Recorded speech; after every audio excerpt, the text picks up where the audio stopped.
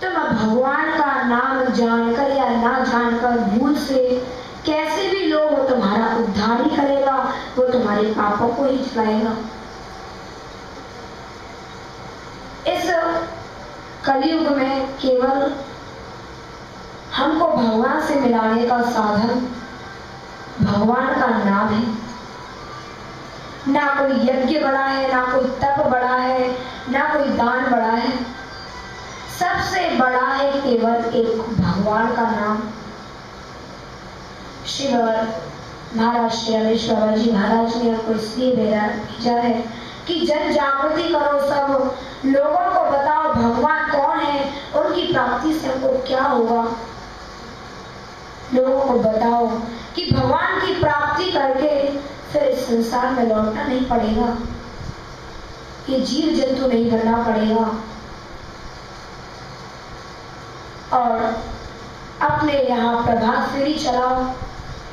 आप प्रभात फेरी चलाओगे, जैसे लोग सुबह सुबह टहलते हैं, उसमें आपका स्वास्थ्य भी ठीक रहेगा। आप टहलोगे, भगवान का नाम लोगे, उसमें आपका तो कल्याण होगा ही, लेकिन आपके आस पड़ोसियों का कल्याण होगा, जीव जंतुओं का कल्याण होगा, पेड़ पौधों का कल्याण होगा। वो बोल नहीं सकते, वो बता नहीं सकते हमको क्या कष्ट है। पशु बीमार हो जाते हैं, वो बता नहीं सकते हमको क्या कष्ट है। ये भगवान ने मनुष्य जन्म इसलिए दिया है कि मनुष्य ही एक ऐसा जन्म है जो भगवान की प्राप्ति कर सकता है और सब जीवों का कल्याण भी कर सकता है। फोन आते हैं तो हेल करते हैं, उसकी जगह अगर तुम भगवान का नाम लोगे, जय श्री कृष्ण, राधे राधे, जो भी आपको अच्छा लगे, अगर वो लोगे तो आपका कल्याण होगा। बच्चों को बताओ कि भगवान का नाम लो, इससे ही तुम्हारा कल्याण होगा। जैसे हरी डंडी होती है, उसको किधर भी मोड़ दो मुड़ जाएगी, और जो सूख जाती है उसको मोड़ो तो वो टूट जाएगी। इसलिए बच्चों को जिस मार्ग में लगाओगे वो उसी मार्ग की ओर ढल जाएंगे। बच्चों को भगवान की तरफ ले जाओगे तो वो भगवान की तरफ चलेंगे, अगर बच्चों को संसार की ओर ले जाओगे तो वो संसार की ओर चलेंगे। श्री चैतन्य महाप्रभु जी ने कहा है, गाय के सींग पर जितनी देर एक राई टिकती है, उतनी देर का सत्संग हमको भगवान से मिला देता है, और उतनी ही देर का कुसंग हमको नरक में ले जाता है। केवल एक नाम लेने का इतना प्रताप है। जो अजामिल था, उसने केवल अपने पुत्र के लिए नारायण शब्द निकाला, उससे ही उसको भगवान की प्राप्ति होगी। और भगवान की प्राप्ति हमको भक्त बताते हैं। चंदन का पेड़ है भगवान और भक्त है वायु। जब कोई राहगीर निकल रहा है, अगर वहां चंदन का पेड़, अगर वहां हवा नहीं है तो उस चंदन के पेड़ का लगना व्यर्थ है। अगर वहां हवा है, उस चंदन के पेड़ की खुशबू सबको देगी तो उसका लगना अच्छा है। भगवान हमको बताने नहीं आएंगे कि भजन करो, मेरी प्राप्ति करो, भक्ति ही बताने आते हैं। वही अवतार लेते हैं और हमको बताते हैं कि भगवान की प्राप्ति करो, इसमें ही सच्चा सुख है। एक बार जब पांचों पांडव वनवास में गए थे, जब एक बार प्यास लगी द्रौपदी को, तो युधिष्ठिर जी ने कहा, जाओ नको पानी ले आओ। तो उस तालाब पर यक्ष रहता था, तो उसने कहा, पहले हमारे प्रश्न का उत्तर दो। तो उन्होंने अपने बल का घमंड किया, उन्होंने उत्तर नहीं दिया और पानी भरने लगे। उसने कहा, पहले मेरा प्रश्न का उत्तर दे दोगे तो उसमें से पानी भर लेना। उन्होंने इसका उत्तर नहीं दिया तो मर गए। ऐसे सब चारों भाई गए और उन्होंने किसी ने भी उनका उत्तर नहीं दिया, तो सब मर गए। तो युधिष्ठिर जी ने कहा कि इतनी देर हो गई चारों को, कोई भी नहीं लौट कर आया, वो गए। तो यक्ष ने कहा तुम भी इन चारों भाइयों की तरह मर जाओगे, पहले मेरा प्रश्न का उत्तर दो। यक्ष ने पूछा कि इस संसार में सबसे बड़ा आश्चर्य क्या है?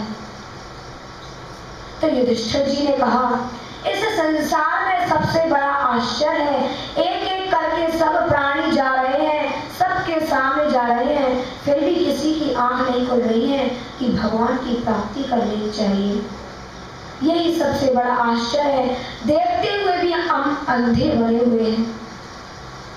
कार्य करो लेकिन उसमें भी भगवान का नाम, वह कार्य तुम्हारा सफल बन जाएगा। उस भगवान के नाम में इतनी शक्ति है। यह मिट्टी का शरीर है, कुछ काम तो आना नहीं है, इसलिए भगवान का नाम लो, उनको प्राप्त हो जाओ। इसको ये जो सब चीज दिख रही है सब मिट्टी में मिलनी है। संसार में एकमात्र सत्य मृत्यु है। सब देख रहे हैं, सब काल के मुंह में जा रहे हैं, एक एक क्षण सबका बीत रहा है, उतनी ही ढलते जा रहे हैं काल के मुंह में। बूढ़े हो जाते हैं, घर में पड़े रहते हैं, कोई टुकड़ा डाल दे तो खा लेंगे, लेकिन इनको यह अकल नहीं आ रही है, यह समझ नहीं आ रही है कि प्रभु की प्राप्ति कर लो और भगवान को प्राप्त हो जाओ। पेड़ पशु पक्षी कितना दुख पा रहे हैं हमको पता नहीं है, हम किसी के दुख को समझ नहीं पाते हैं। बस इन्होंने भगवान का नाम नहीं लिया तो इनको ये योनि भुगतनी पड़ रही है। इनको कोई साल भर नहीं, इनको करोड़ों करोड़ों वर्षों तक ये योनि भुगतनी पड़ती है। पहाड़ में पत्थर बन गए, पेड़ बन गए, जीव जंतु बन गए, चींटी बने, किसी के पैर से कुचल गए, सुअर बने, टट्टी खाते फिर रहे हैं।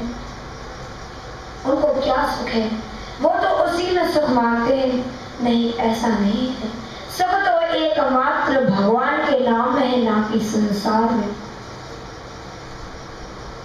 सुख के लिए सब चेष्टा करते हैं। अगर सुख की बजाय, वो तो क्षण मात्र का सुख है, थोड़ी देर का सुख है, अगर सुख की बजाय हम प्रभु की प्राप्ति का सुख है तो जन्म जन्मांतर के लिए हमें टाल देगा और इस संसार में नहीं पड़ना पड़ेगा। धन कमाते हैं, खूब कमाओ, मना नहीं है, लेकिन उसको सत्कार में लगाओ। उस धन को संतों की सेवा में लगाओ, उस धन को मंदिरों का निर्माण करवाओ, जो भी मतलब धर्म का काम है उसको करो। अपना जीवन निर्वाह हो जाए उतना ही रखो। लोग अरबपति बन जाते हैं, लेकिन उनको बाद में जाना पड़ता है नरक में, क्योंकि उन्होंने भगवान का नाम नहीं लिया और उन्होंने धर्म के काम में वह पैसा नहीं लगाया।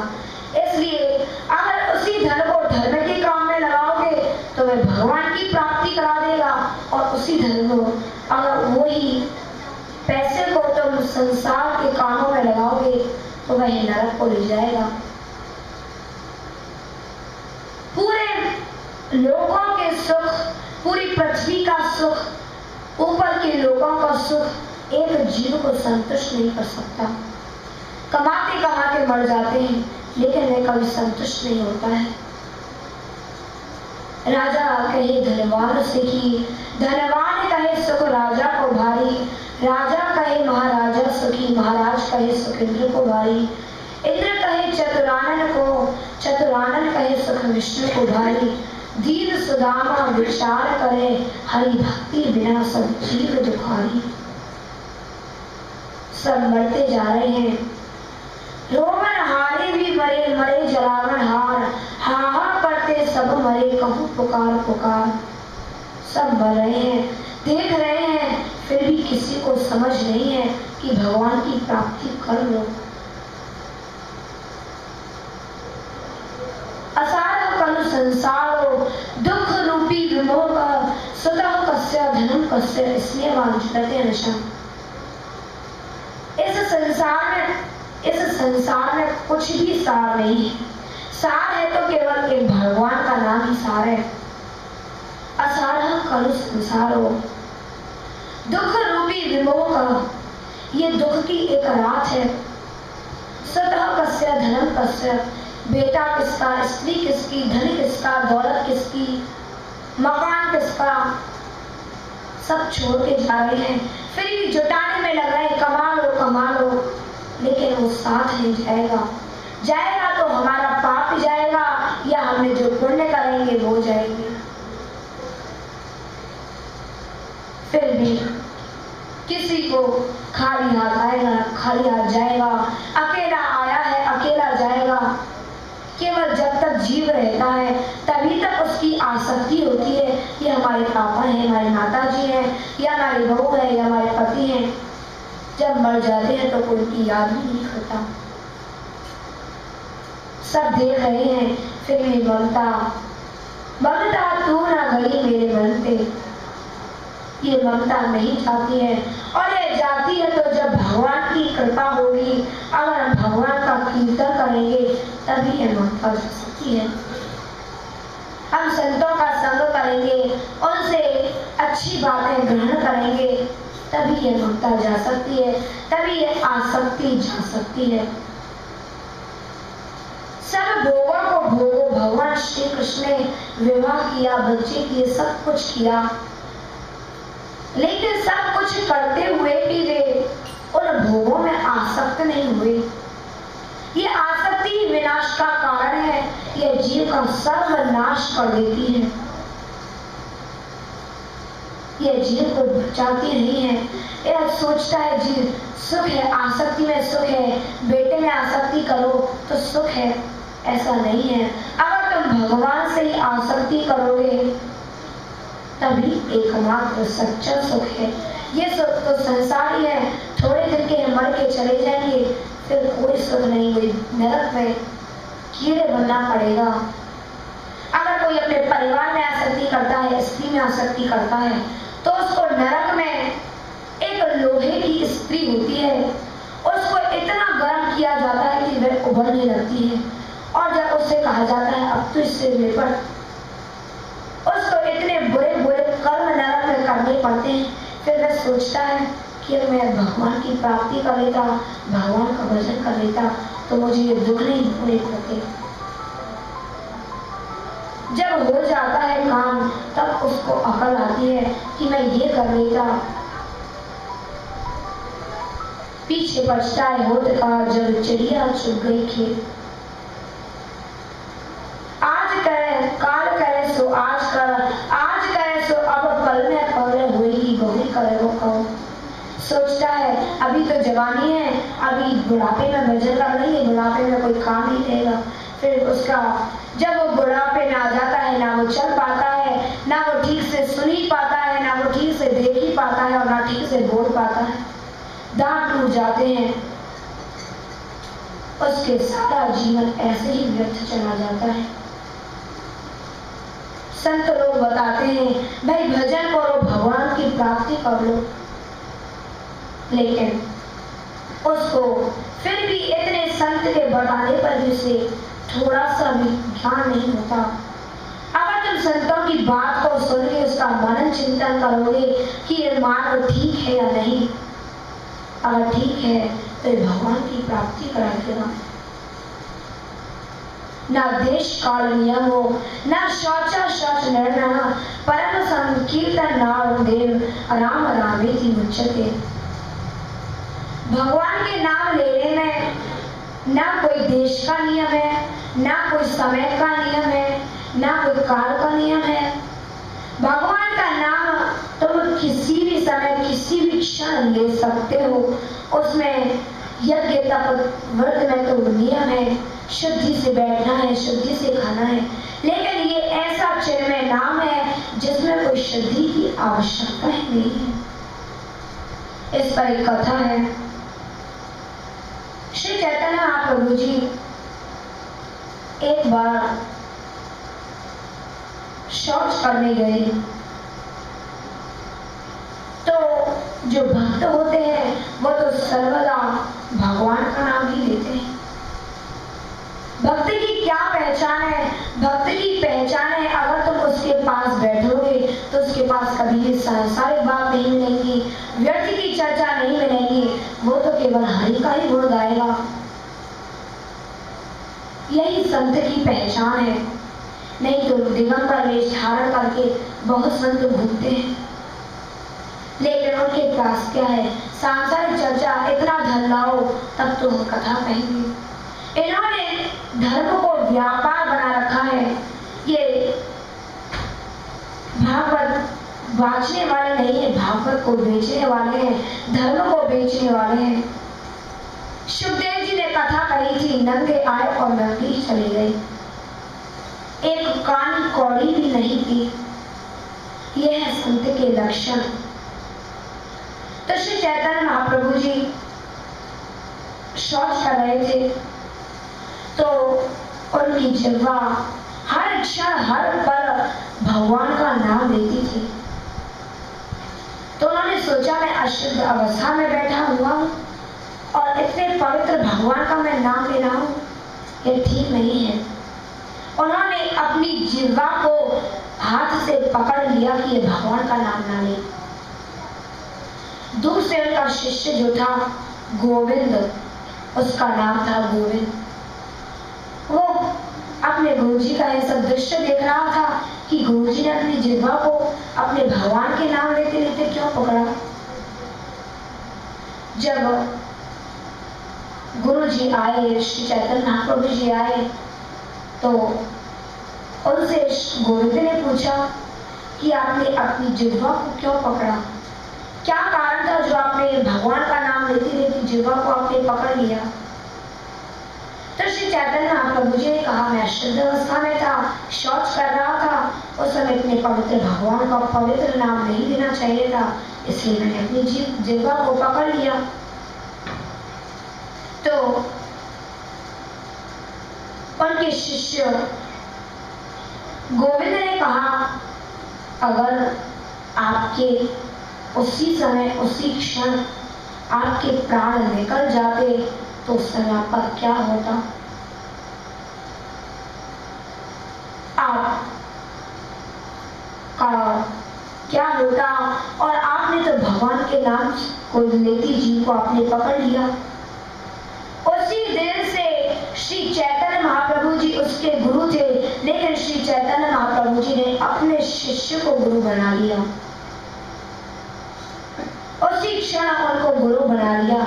यह है भक्त के लक्षण। भक्त के ही पास बैठेगा। अगर तुम रजोगुणी के पास बैठोगे, दुष्ट के साथ बैठोगे तो तुम्हारे अंदर दुष्ट के आएंगे। अगर संतों के पास बैठोगे तो उनसे अच्छा संग मिलेगा, अच्छी बातें मिलेंगी और इस भवसागर से तुम पार हो जाओगे। ना देश काल यह भविष्य की तत् सर्वम नित्य हर्षितवाद। जो समय है आगे आएगा और जो चला गया है। अगर भगवान का एक नाम ले लोगे तो तुमने तीनों काल में जो भी पाप किए होंगे वो एक भगवान के नाम से सब जल जाएंगे। भगवान के एक नाम की ही इतनी महिमा है। और जब तुम अपने घर में बैठकर कीर्तन करोगे या प्रभात फेरी में चलोगे तो आपके मुंह से तो अनेकों नाम निकलेंगे और कण कण को चर अचर को आप सुनाई, आपका मुंह से आपके मुंह से को सुनाई देगा और उनका कल्याण हो जाएगा। आपका कल्याण तो होना ही है, निश्चित है, लेकिन आपके साथ साथ दूसरों का भी कल्याण होगा। बच्चों को बताओ कि भगवान का भजन करो, भगवान को प्रणाम करो। भक्त प्रहलाद जी जो थे वो केवल 5 वर्ष के थे, केवल 5 वर्ष के बालक थे और वो असुर कुल के थे। लेकिन उनको भगवान की प्राप्ति हुई कैसे? क्योंकि उनको पहले नारद जी ने ज्ञान दिया था। एक बार जब हिरण्यकश्यप ने तपस्या की तो उसने अभयदान मांगा कि मेरे से मेरी मृत्यु न अस्त्र से हो न शस्त्र से हो, ना दिन में हो, ना रात में हो, ना पृथ्वी में हो, ना आकाश में हो। इस तरह के उसने बहुत सारे वरदान मांगे। ब्रह्मा जी ने उसको वरदान दिया। अब तो वह निश्चिंत हो गया, भय मुक्त हो गया, क्योंकि इसको वरदान मिल चुका था कि अब तो मैं मरूंगा ही नहीं। इसलिए वह देवता को सताने लगा।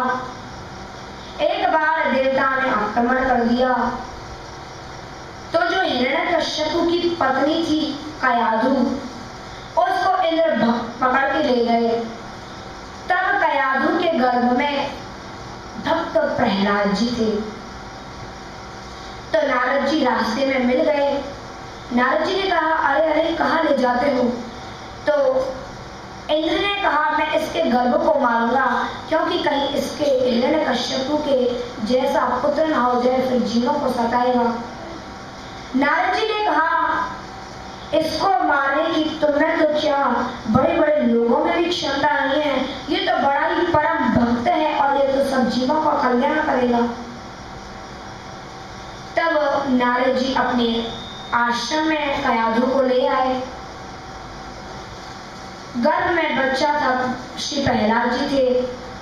नारद जी आश्रम में रोज को ज्ञान देते। जब माता को ज्ञान देते थे तब भक्त प्रहलाद जी उस ज्ञान को सुनते थे। एक बार जब प्रहलाद जी असुर बालकों को बता रहे थे, बालकों भगवान का कीर्तन करो, तो उन्होंने कहा कि आपको ये ज्ञान कहां से मिला? तो उसने भक्त प्रहलाद जी ने कहा, यह मेरी माँ को नारद जी ने, जब मैं गर्भ में था माँ के, तब नारद जी ने मेरी माँ को सुनाया, किंतु माँ तो भूल गई, किंतु मुझे वह जो आज उपदेश था, जो भगवान का उपदेश था, वह मुझे याद रहा। इससे वहां से गर्भ में से उनको सत्य शिक्षा मिली, भगवान का उपदेश मिला, तभी तो उन्होंने सारे संसार में आज भक्त प्रहलाद का नाम है। केवल वो 5 वर्ष की अवस्था थी। तुम बचपन बालकों को छोटेपन से ही बताओगे भगवान का कीर्तन करो, तो वो भगवान का कीर्तन करेंगे। और बताओगे कि संसार में चलो, माता पिता ही खुद बच्चों को नरक में डालते हैं, गड्ढे में गिराते हैं। वो कैसे? बच्चों को भगवान का मार्ग नहीं बताते, बच्चों को भक्ति नहीं बताते, इसलिए बच्चे नरक में गिरते हैं, अंधकूप में, गड्ढे में गिरते हैं। इसलिए वही बच्चे फिर आगे जाकर देश का विनाश करते हैं। वो विनाश कैसा है? जो भगवान का नाम नहीं लेता, उस एक प्रकार से वो ही देश का विनाश है।